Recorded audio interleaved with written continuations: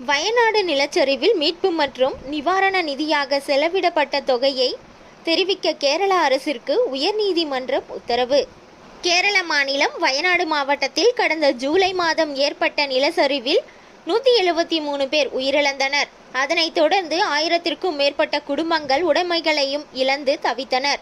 இதனைத் தொடர்ந்து வயநாடு நிலச்சரிவில் பாதிக்கப்பட்டவர்களுக்கு உதவும் விதமாக முதலமைச்சரின் நிவாரண நிதிக்கு பல்வேறு நிறுவனங்கள் பொதுமக்கள் நிவாரண நிதிகளை வழங்கினர்.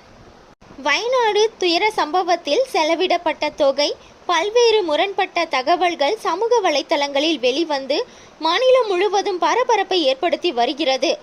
கேரள முதலமைச்சர் பினராயி விஜயன் வயநாடு துயரத்தில் செலவிடப்பட்ட தொகை குறித்து தகவல் செய்தியாளர்கள் சந்திப்பில் வெளியிட்டிருந்தார்.